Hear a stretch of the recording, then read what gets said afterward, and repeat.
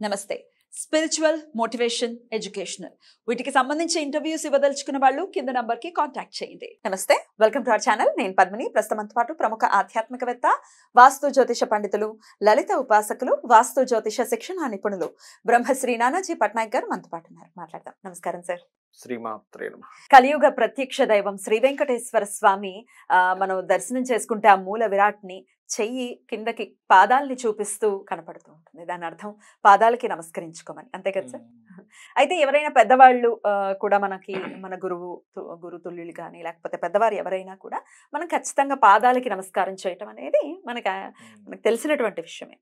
అయితే ఈ నమస్కారం చేసే విషయంలో రకరకాల అభిప్రాయాలు ఉన్నాయి.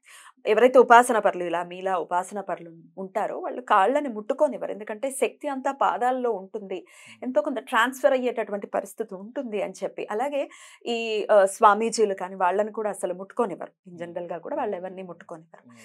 పాదాలలో ఉంటుందా సార్ శక్తిని? మరి దండం పెట్టుకునేటప్పుడు వాళ్ళ శక్తి మనకి రావటమా, మన శక్తి వాళ్ళకి వెళ్ళటం, ఇట్లాంటి ఎక్స్చేంజ్లు ఉన్నప్పుడు మనం పాదాలకి నమస్కారం చెయ్యాలి అన్న ఉద్దేశం ఉన్నప్పుడు ఎలాంటి జాగ్రత్త తీసుకోవాలి? అసలు నమస్కారం ఎలా చేయాల్సి ఉంటుంది సార్? శాస్త్రాల్లో మనకు చెప్పినటువంటిది ఏమిటంటే ఇట్లా క్రాస్లో కుడి చేయి పైకి ఎడం చేయి కింద క్రాస్లో ముట్టుకోవాలి. అప్పుడు ట్రాన్స్ఫర్ అవ్వదు, అంతేనా? బ్యాలెన్స్డ్గా వెళ్తుంది. ఒకటి. ఇంకోటి వీలైనంత మట్టుకు పాదాలు ముట్టుకోకుండానే నమస్కరించాలి. ఎందుకు అంటే అదేదో వాళ్ళకేదో పోతుందని కాదు. వీళ్ళు గనక ఏదైనా కొన్నిసార్లు ఎలా ఉంటుందంటే వీళ్ళలో తెలియకుండానే ఏదైనా అశుచి కొన్ని ఎంటర్ అవుతుంటాయి మనకు తెలియకుండా. వీళ్ళకి ఇబ్బంది కలగకుండా ఉండడానికి, వాళ్ళకేదో పోతుందని కాదు, ఎనర్జీ ఏదో వెళ్ళిపోతుందని కాదు. అయితే కొంతమంది ఏంటంటే వీళ్ళకి గనక తట్టుకునే శక్తి లేకపోతే కూడా ఇబ్బంది అవుతుంది ఆ ఎనర్జీని. ఎందుకంటే ఆ ఉపాసన చేసే వ్యక్తి దశమహావిద్యలు లేకపోతే కొంచెం తీవ్రమైన సాధనలు చేస్తున్నారు అనుకోండి, ఎనర్జీ ఒక్కోసారి, ఎందుకంటే మీరు దూరం నుంచి మనసుని ధ్యానం పెట్టి దూరం నుంచి పెట్టుకున్నా వాళ్ళ అనుగ్రహం వస్తుంది. కానీ టచ్ చేసినప్పుడు మాత్రం ఏమవుతుందంటే ఒక్కొక్కసారి వీళ్ళల్లో ఆ శక్తి లేనప్పుడు వీళ్ళకి ఏదైనా ప్రాబ్లం రావచ్చు. అందుకని ముట్టుకోకూడదు అంటారు ఒరిజినల్గా. రెండవది ఏంటంటే ఇక్కడ మనకి పాదాల్లోనే మీరు అన్నట్టుగా నిజంగానే వాళ్ళ ఉపాసనా శక్తి దాగి ఉంటుంది, అందులో ఎటువంటి సందేహం లేదు. అందుకే చూడండి, ఎవరి జాతక చక్రంలో అయినా సరే 12వ స్థానం కనుక పాడైతే వాళ్ళకి 12వ స్థానం అంటే పాదస్థానం, గురువుల నుంచి వచ్చే అనుగ్రహం తగ్గుతుంది.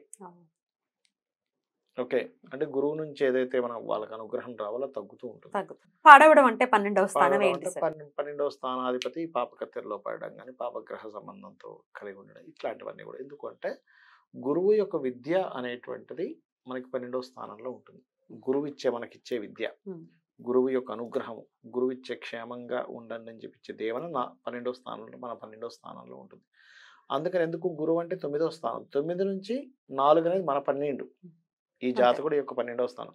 అందుకే అది పాడవుతుందని చెప్తూ ఉంటారు. గురువు ఇచ్చేటువంటి కటాక్షము, విద్య, ఇవన్నీ కూడా. అయితే ఇక్కడ చాలా ఉన్నాయమ్మా. ఎలా అంటే చెప్తాను చూడండి. చాలామంది తెలియక ఇది ఒక చిన్న తప్పు చేస్తుంటారు. ఈ తప్పు ఎవరు చేయకూడదు. ఏదైనా ఆలయానికి, క్షేత్రానికి వెళ్తాం కదా, వెళ్ళినప్పుడు అక్కడ ఎవరో కనిపిస్తారు, వెంటనే వాళ్ళ పాదాలు మీద పడతారు. అసలు ఎప్పుడు కూడా పొరపాటును కూడా ఆలయాల్లో వీరిని పాదాలు నమస్కరించుకోవడం చేయకూడదు. ఎందుకంటే అక్కడ మెయిన్ ఉన్నది భగవంతుడు, అతనే చేసుకోండి. బయటకు వచ్చిన తర్వాత కావాలంటే చెయ్యండి, తప్పు కాదు. రెండవది ఏంటంటే చాలామందికి తెలియక ఆలయంలో ప్రదక్షిణాలు చేస్తారు. ఏది గుడి చుట్టూ ప్రదక్షిణం చేయడం కాదు, ఆత్మ ప్రదక్షిణ. మనకి వాళ్ళ చుట్టూ వాళ్ళు ప్రదక్షిణం చేయాలి, అది చేయకూడదు. ఆలయంలో చాలా మంది తెలియక చేస్తుంటారు. మనసులో అనుకోవాలి తిరిగినట్టుగా ఆత్మ ప్రదక్షిణ చేయాలి. ఓకే, ఏదైనా అర్చన చేసుకున్నప్పుడు ఆత్మ ప్రదక్షిణ చేసుకోండి అని అంటారు, చేసుకోకూడదా? తిరగకూడదు. విజువల్ అంటే ఇమాజినేషన్ లో తిరిగినట్టుగా భావించాలి, కానీ తిరగకూడదని శాస్త్రంలో ఉన్నటువంటి విషయం ఇది. చాలా మంది తెలియక ఏమైనా చేస్తున్నారు. నేను చెప్తున్నాను, ఏ టెంపుల్కి వెళ్ళినా ఇది చేయకూడదు బాబు, శాస్త్రంలో ఉందని. అలా ప్రదక్షిణ చేయాలంటే స్వామికి మాత్రమే చేయాలి, అక్కడ చేసుకోవాలి. అదొకటి. ఇంకోటి ఏంటంటే ఇక్కడ గుర్తుపెట్టుకోవాల్సిన అంశము, ఇప్పుడు మీరు పాదాల గురించే మాట్లాడుతున్నారు కాబట్టి పాదాలకు ఉన్నటువంటి శక్తి ఏమిటి అనేటువంటిది మనకి అనేకమైనటువంటి పురాణాల్లో చెప్తుంటాయి. భరతుడు రామచంద్రమూర్తి యొక్క పాదాలను తీసుకెళ్ళి పరిపాలించాడు. మనకి దత్తాత్రేయుడు కూడా పాదుకా పూజ అంటారు. అంటే ఏమిటి? ఖచ్చితంగా మనం అర్థం చేసుకోవాల్సిన పాదాల్లో ఆ యొక్క శక్తి ఉంటుంది. ఉంటుంది. అయితే శాస్త్రాల్లో మీకు ఎన్ని దోషాలు ఉన్నా గుర్తుపెట్టుకోండి, ఎన్ని జాత చక్రంలో పలానా దోషం ఉందండి, ఆ దోషం ఉందండి, ఈ దోషం ఉందండి అంటుంటారు కదా, ఇవన్నీ కూడా ముఖ్యంగా ఏ రకంగా పోతాయని చెప్పబడిందంటే తల్లిదండ్రుల్ని నమస్కరించుకోవడం ద్వారా పోతాయి.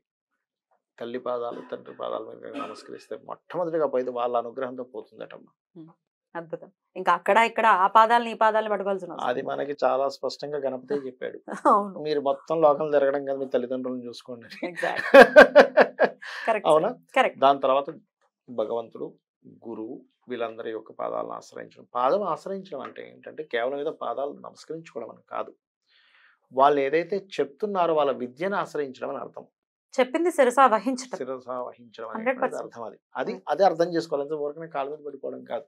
ఆయన ఏం చెప్పాడు మనకి, ఆ గురువు గారు ఏం చెప్పారు, లేకపోతే పలానా దేవతామూర్తిని మనం మొక్కుతున్నామంటే ఆ యొక్క దేవతామూర్తికి సంబంధించిన విద్య ఆ పాదాల్లో ఉంది, ఆ అనుగ్రహం ఆ పాదాల్లో ఉంది. ఏం చెప్పాడు రాముడు, ఏం చెప్పాడు కృష్ణుడు, ఏం చెప్పాడు, ఇది మనం అర్థం చేసుకోగలగాలి. అప్పుడు మీరు పాదాలను ఆశ్రయించినట్టు. అంతేగాని ఊరికనే పాదాలు పట్టేసుకున్నామండి నాకు అంటే కాదు. అక్కడ చిన్న చిన్న విషయాల్ని కూడా మన పెద్దవాళ్ళు పూర్వీకులు ఎంత చక్కగా ఇంకల్కేట్ చేశారు అనేది చాలా ఆశ్చర్యం అనిపిస్తుంది. ఎవరికైనా మన పాదం టచ్ అయ్యింది, తగిలింది అంటే వెంటనే దండం పెడతాం. అరే మనకి తగిలింది, అలా తగలకూడదు కాలు అని చెప్పి ఎంత చక్కగా నిమిడీకృతం చేశారు సార్ శాస్త్రాన్ని. అంటే చిన్న చిన్న విషయాలు మనకు గుర్తుంటాయి అని. అద్భుతం. మీరు ఇప్పుడు చెప్తుంటే నాకు అది స్ట్రైక్ అయింది. ఇంకోటి ఏంటంటే చేతులు అనేటువంటివి ఏమిటి అంటే దారిద్ర్యానికి సంకేతం, ధైర్య సాహసాలకి సంకేతం. తృతీయ స్థానం కదా, మూడో స్థానం. అందుకే మనం దరిద్ర పని చేసిన చేత్తోనే చేస్తాం, మంచి పని చేసిన చేత్తోనే చేస్తాం అంటే చెప్తున్నారు మీకు. అంటే ఎవరు నేను కొట్టినా బాధించిన చేత్తోనే, ఎవరికైనా అన్నం పెట్టినా చేత్తోనే.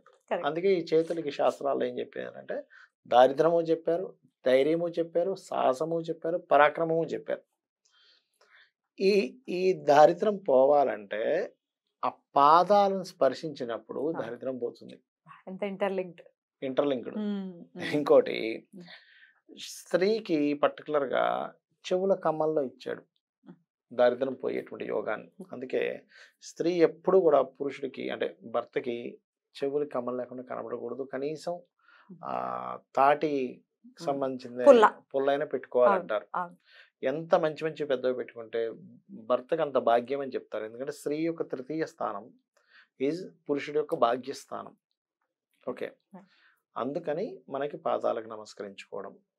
ఇందులో ఎందుకు తల్లిదండ్రులకే చెప్తారు ముఖ్యంగా అంటే, ఏ తల్లైనా ఏ తండ్రి అయినా మొట్టమొదటిగా వాళ్ళు ఎవరు బాగుండాలని కోరుకుంటారంటే పిల్లలే బాగుండాలని కోరుకుంటారు. కాబట్టి మనసు నుంచి మనస్ఫూర్తిగా విశ్వసిస్తారమ్మ వాళ్ళు.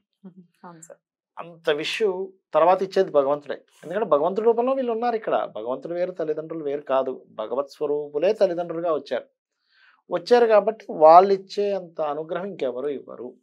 ఇది మనం అర్థం చేసుకుంటే ఎందుకు పాదాలు. తల్లి అయితే 100% సార్. కొంతమంది జాతకాల్లో మరి ప్రారంధం ఏమో తెలియదు కానీ తండ్రి కూడా అదే లెవెల్లో ప్రేమ అనేది ఖచ్చితంగా ఉంటుంది. కానీ కొంతమంది మాత్రం బాధ్యత రహితంగా ఉంటారు తండ్రులు ప్రత్యేకించి. అది ఎవరి ప్రారంధం సార్? పిల్లవాడి ప్రారంధమా, వాడి దౌర్బల్యం? అంటే మీరు తండ్రి కోణంలో చూశారు, నేను తల్లితో కూడా ఇబ్బందులు పడ్డ వాళ్ళని చూశాను. ఎందుకు వస్తుంది అంటే శాస్త్రంలో మాతృదోషము పితృదోషం అని ఉంటాయమ్మా. అంటే పితృదోషాలు ఉన్నప్పుడేమో తండ్రి ద్వారా ఇబ్బంది పడతాడు. అంటే ఎన్ని రకాలుగా ఉంటుంది అంటే, ఒకటి మంచి ఫాదర్ లేడు, ఆయన బాధ్యత రహితంగా తాగి తిరిగి కుటుంబాన్ని పట్టించుకోవట్లేదు, ఆ రకంగానే ఉంటుంది. లేదా తండ్రి ఉంటాడు కానీ ఆయన పరిస్థితి బాగోక ఆయన బాధ్యత ఈయన మోయాల్సి వస్తుంది. ఇవన్నీ ఎందుకు జరుగుతాయంటే ఇతను తండ్రికి సంబంధించిన పూర్వజన్మలో ఏదో తప్పు చేశాడు, అందుకని ఈ కర్మ. అలాగే తల్లి విషయంలో కూడా ఉంటుంది. మాతృదోషాలు ఉన్నాయి జాతకంలో. నేను చాలా మంది చూసేవండి, మీకు అసలు 1,00,000 మందిలో ఒకరికి అయ్యేటువంటిది మీకు జరుగుతుంది బికాజ్ ఆఫ్ మీ తల్లితో మీకు పడదంటే అవునండి అంటారు. ఎందుకంటే మాతృదోషము, పూర్వజన్మలో నువ్వు ఎవరిదైనా మనసు బాధ పెట్టావా, జల సంబంధించిన దోషాలు చేసినా, తల్లితో మీరు సరిగ్గా ఇబ్బంది పెట్టిన, తల్లిని ఎక్కువ ఇబ్బంది పెట్టిన మాతృదోషం ఏర్పడుతుంది. అందుకని ఈ జన్మలో తల్లి ద్వారా ఈయన ఇబ్బంది పడతాడు. నేచురల్ గా తల్లికి ప్రేమ ఉంటుంది కదా సార్, కడుపులో నుంచి వస్తుంది. జాతకాలతో సంబంధం ఉండి ఆ ప్రేమ వస్తుందా? అలా కదా. ఇక్కడ తల్లికి స్వతహాగా ఉండేది ప్రేమమూర్తి, ఇంకా అందులో ఎటువంటి డౌట్ లేదు. కానీ ఇతను కర్మ అనుభవించాలిగా. అనుభవించిన 4 పిల్లలు ఉన్నా కూడా ఈ పిల్లల మీద ఎందుకో తెలియకుండా మిస్అండర్స్టాండింగ్స్ పెరుగుతాయి. అని మిగతా ముగ్గురితో బాగానే ఉన్నారు కదా, మరి ఎందుకు ఇలా జరుగుతుందంటే బికాస్ ఆఫ్ కర్మ.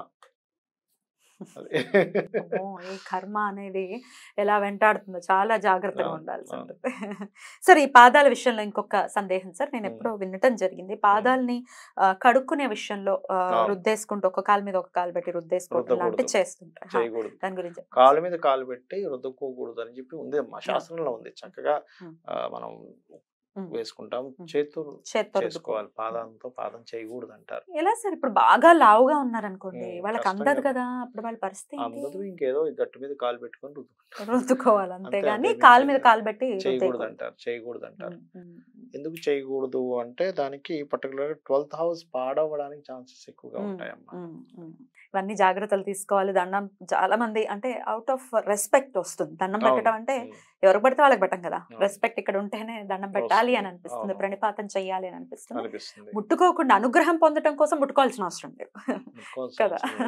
ఎందుకంటే మీరు గమనించండి, ఎంతటి వ్యక్తికైనా కూడా మీరు గనక కాళ్ళకి నమస్కరించగానే వెంటనే వాళ్ళలో ఒక గురుత్వం వచ్చేసరి మన పాదాల మీద పడ్డాడు ఆయన, మనం ఈతను అనుగ్రహించకపోతే అలా శత్రువైనా కూడా. అందుకే చూడండి, నేను కాళ్ళు పట్టుకుంటానన్న వదిలే అంటాడు. అంటే ఏమిటి, మీలో అహము తగ్గుతుంది, వాళ్ళలో దయా పెరుగుతుంది పాదాలు పట్టుకోవడం వల్ల. సంస్కారం ఎంత చక్కగా ఉందో మన సనాతన ధర్మంలో అనేది నిజంగా ఇందులో పుట్టడం మన అదృష్టం. Thank you so very much sir. నమస్తే. శ్రీమాత్రే నమః.